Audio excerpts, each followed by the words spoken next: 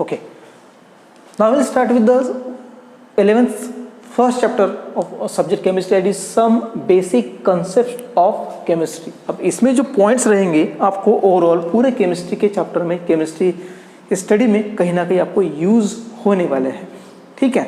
Now starting with the definition of the subject first, that is chemistry. Now chemistry, it is a branch of science which deals with study of matter in term of their physical property as well as the chemical property. physical property और chemical property का मतलब क्या है? physical property का मतलब जैसे उसका melting point, boiling point, viscosity, diffractive index. ठीक है. तो ये सब जो स्ट्रक्चर, ये सब जो आता है फिजिकल प्रॉपर्टीज में आता है. उसके बाद में केमिकल प्रॉपर्टीज का मतलब, केमिकल प्रॉपर्टी का मतलब एक कंपाउंड दूसरे कंपाउंड के साथ रिएक्ट करने के बाद क्या प्रोडक्ट देता है, कैसे केमिकल रिएक्शन करता है, तो उसको अपन केमिकल प्रॉपर्टीज बोलते हैं. इट मीन्स दैट, फिर से अपन आते हैं डेफिनेशन के ऊपर, is a branch of chemistry which deals with study of matter in term of their physical property as well as the chemical property. Now chemistry basically there are 3 types of chemical studies. First we start with, ये आपने 10th class में भी देखा होगा. ठीक है. पहला है इनऑर्गेनिक, दूसरा है ऑर्गेनिक और लास्टली है फिजिकल केमिस्ट्री. एक एक को समझते हैं. इनऑर्गेनिक का मतलब ऐसे कंपाउंड्स की स्टडी जिसमें मेटल, नॉन मेटल और मेटलॉइड की स्टडी होती है उनके एलिमेंटल स्टेट में एज वेल एज उनके कंपाउंड स्टेट में. ठीक है. और ऑर्गेनिक में क्या होगा? ऑर्गेनिक में study of carbon and carbon compounds, जैसे कि अल्कोहल, कार्बोहाइड्रेट, अल्डिहाइड. ठीक है. अल्डिहाइड. ठीक है. Ketone, ether. ठीक है. ईस्टर, ये सब. इसके साथ पॉलीमर. अब इन सब में कॉमन क्या चीज है? एक ही चीज कॉमन है, इसके अंदर कार्बन चेन होगी इन सारे कंपाउंड में. यानी जिस कंपाउंड में आपकी कार्बन कार्बन चेन चल रही है, कार्बन कार्बन चेन का मतलब सिंगल कार्बन वाला कंपाउंड भी हो सकता है, जैसे कि मीथेन, ये भी हो सकता है. ठीक है. जरूरी नहीं हमेशा कार्बन कार्बन चेन हो. और उस कंपाउंड में अगर कार्बन है तो ऐसे सारे कंपाउंड की स्टडी का मतलब क्या हुआ? वो हुआ organic compound, organic chemistry. But यहाँ पे एक थोड़ा सा ट्विस्ट है. अगर अपन CO2 बोलते हैं तो इसमें कार्बन है. ठीक है. पर ये कंपाउंड ऑर्गेनिक नहीं है, ये कंपाउंड इनऑर्गेनिक है. ठीक है. फिर कंफ्यूजन कहाँ है? कंफ्यूजन यहाँ पे, जो कंपाउंड अपने को कार्बन बेस्ड कंपाउंड जो किसी ऑर्गेनिज्म से मिलते हैं या फिर किसी लिविंग ऑर्गेनिज्म से जनरेट होते हैं, उन सारे कंपाउंड की स्टडी का मतलब ऑर्गेनिक केमिस्ट्री होता है. और जो कंपाउंड चाहे वो कार्बन के हो या ना हो, ठीक है, अपने को नेचुरली मिलते, किसी लिविंग ऑर्गेनिज्म के लिए अंदर नहीं बनते, उसको अपन इनऑर्गेनिक, इनका मतलब नॉट ऑर्गेनिक, ऑर्गेनिक का मतलब ऑर्गेनिज्म से जनरेट हुए हुए कंपाउंड. ठीक है. तो ये compound, study of compound which are not generated from the living organism, that is called as the inorganic chemistry. And the study of compound which are generated from the living organism called as organic chemistry. These are the main type of the chemical study. Okay. Now these are the 2 main type of chemistry in which organic chemistry and inorganic chemistry. Now come to the next part, that is the physical chemistry. Physical chemistry means study of physical property of organic और inorganic compound. इसका मतलब किसी भी chemical की physical property अगर पढ़ते हैं तो उस पार्ट को अपन फिजिकल केमिस्ट्री बोलते हैं. अब इसमें क्या क्या आता है? उसमें आता है आपका melting point, boiling point, density. Okay. उसके बाद में सरफेस टेंशन, उसके बाद आता है वेपर प्रेशर, इंपॉर्टेंट है, 12th में काम आएगा. ठीक है. उसके बाद में रिफ्रैक्टिव इंडेक्स. ठीक है. इस टाइप की सारी आपकी क्या होगी? फिजिकल प्रॉपर्टी होगी सारे ऑर्गेनिक कंपाउंड की, उसको अपन फिजिकल केमिस्ट्री बोलते हैं. ठीक है. तो ये हुआ आपका फिजिकल, ये हुआ जनरल आपका केमिस्ट्री का पार्ट. अभी अपन नेक्स्ट पार्ट पे चलते हैं. जैसे कि अपने डेफिनेशन में बोला था matter. Now matter means what, ये जो पॉइंट है मैटर, ये आपने 11th क्लास में ऑलरेडी 10th क्लास में ऑलरेडी पढ़ा हुआ है। Matter means what, whatever substance और whatever thing which have some mass and occupy some space is called as matter. ठीक है, ऐसी कुछ चीज जो कुछ इसका कुछ मास है, रखने के बाद कुछ ना कुछ वो वॉल्यूम ऑक्यूपाई करता है और उसका एग्जिस्टेंस अपन किसी भी टच सेंस से या फिर किसी भी तरीके से फील कर सके। और यहाँ पे हवा है, हवा का मास निग्लिजिबल है पर उसका वॉल्यूम है और उसको अपन फील कर सकते हैं। ठीक है, तो वो क्या हुआ, वो भी एक टाइप का मैटर हुआ। ठीक है, तो अभी आते हैं मैटर के क्लासिफिकेशन। डेफिनेशन समझ में आ गई। It is a substance which have some mass, occupy some space and its existence can be felt by one of the senses called as matter. Now matter is mainly classified into two categories. First is pure and next one is mixture. ठीक है, starting with pure substances बोल सकते हैं अपन इसको, pure substances.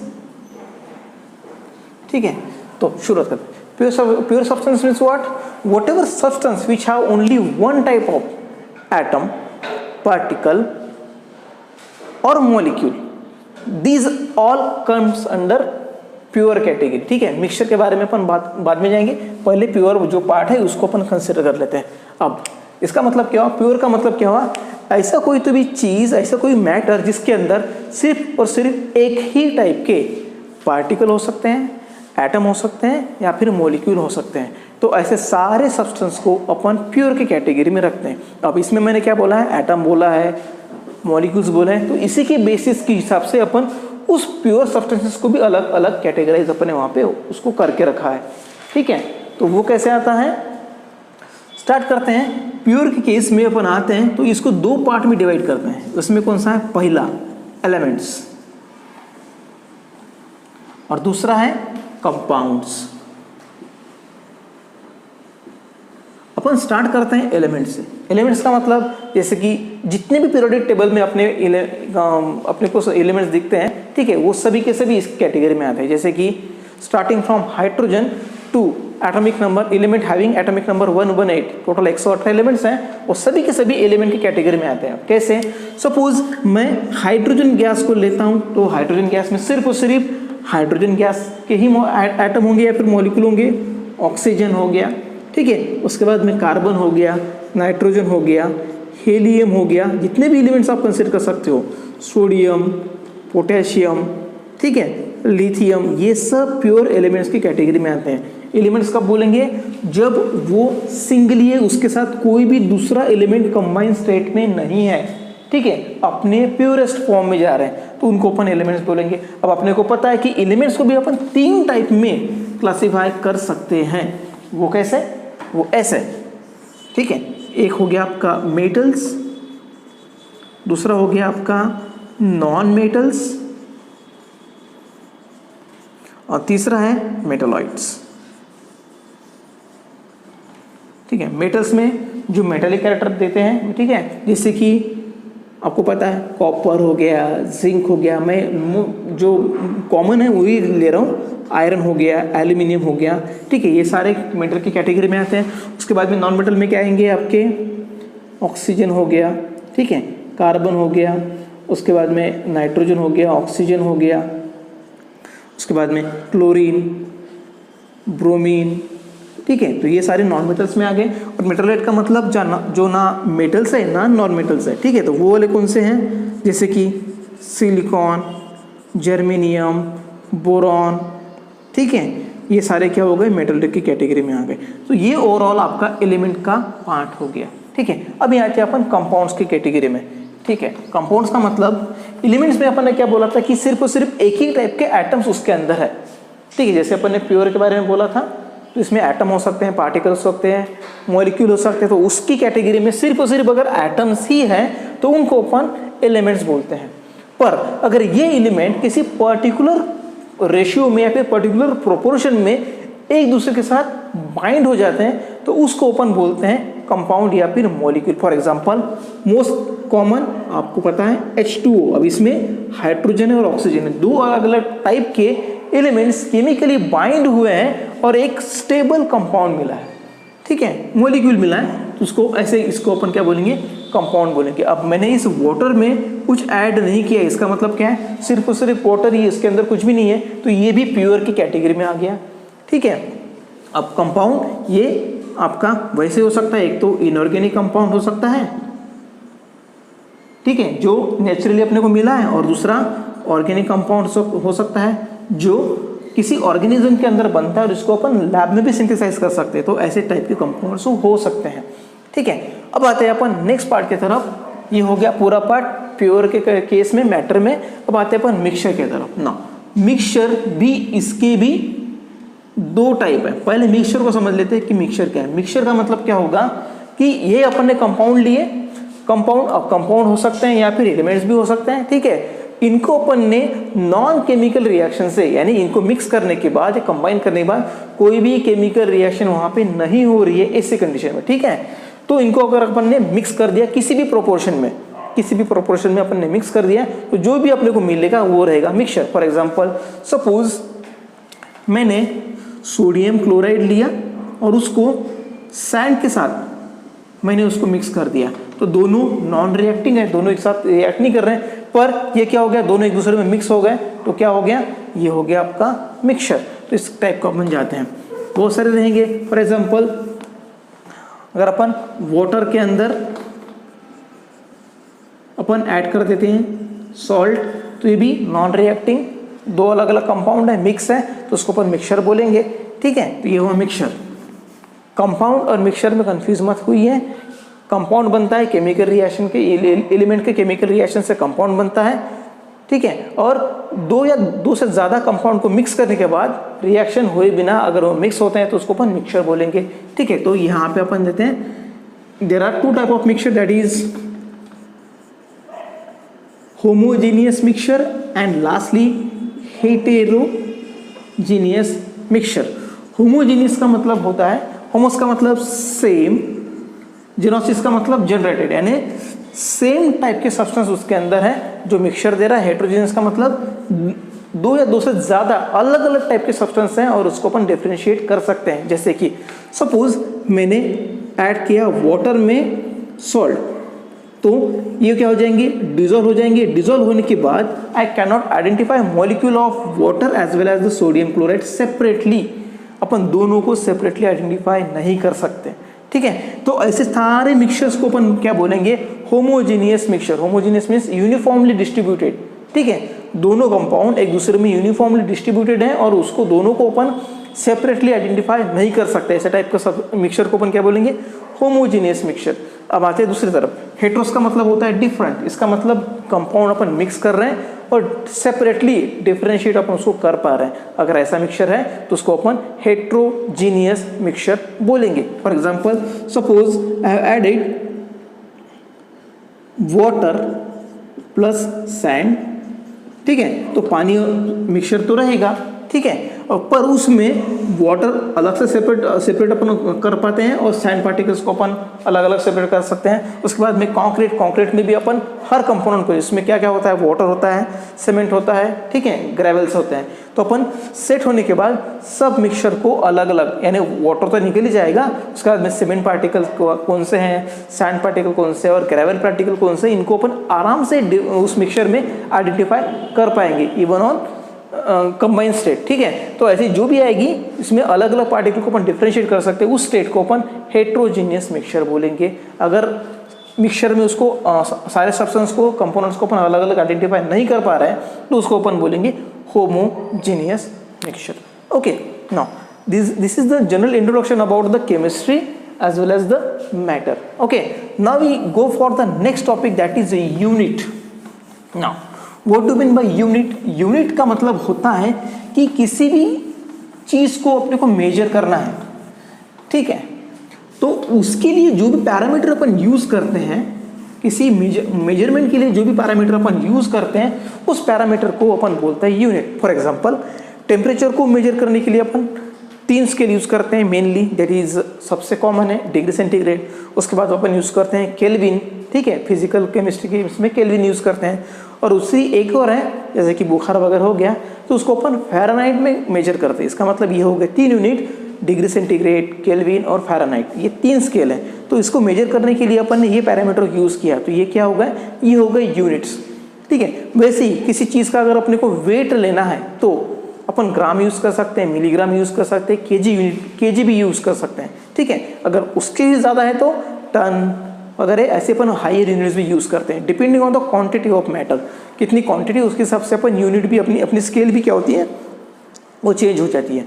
तो ये कुछ भी अपन पैरामीटर यूज़ कर रहे हैं, ये सारे के सारे पैरामीटर्स को ही अपन यूनिट्स बोलते हैं, ठीक है। तो डेफिनेशन के ऊपर वापस आते हैं। Units are the numerical parameter which are used to measure the quantity of matter or the physical property of the substance। physical property का मतलब melting point, boiling point वगैरह देखा था, तो उसमें अपन क्या करते हैं, उसको अपन डिग्री सेंटीग्रेड, फ़ारेनहाइट या केल्विन में अपन लेते हैं, ठीक है। हमेशा क्वांटिटी ही मेजर करनी है, ज़रूरी नहीं है कुछ ना कुछ फिजिकल प्रॉपर्टी भी हो सकती है, इसको अपन मेजर कर सकते हैं, ठीक है।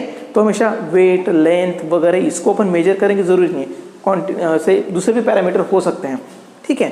तो मेनली यूनिट जो होते हैं वो 2 टाइप के हैं, एक है MKS, ये आपने 8 क्लास में देखे होंगे या फिर 9 क्लास में देखे होंगे।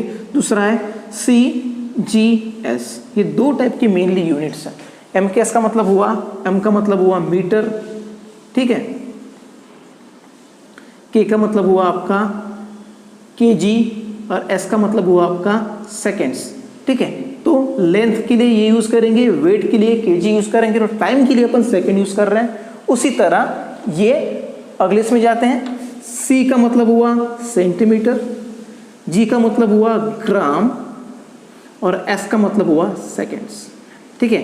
तो ये वही पैरामीटर है जैसे अपन ने बोला था कि डिपेंडिंग ऑन द क्वांटिटी, अगर क्वांटिटी थोड़ी कम है, ठीक है, तो अपन CGS सिस्टम यूज़ करते हैं, और ज़्यादा है तो अपन मीटर, kg या फिर आगे चल के सेकेंड्स, ठीक है। दोनों में सेकेंड की जो है ना ये कॉमन है, तो इसको अपन MKS CGS सिस्टम बोलते हैं। जैसे कि अगर अपन मार्केट में जाते हैं तो आधा kg, 2 kg वगैरह ऐसा लेते हैं, ठीक है। वही ज्वेलर शॉप में जाएंगे तो अपन ग्राम के हिसाब से लेंगे, ठीक है, 1 ग्राम, 2 ग्राम या फिर 10 ग्राम के हिसाब से लेंगे, depending on the quantity of matter. अपन अपनी स्केल जो है उसको मॉडिफाई कर सकते हैं।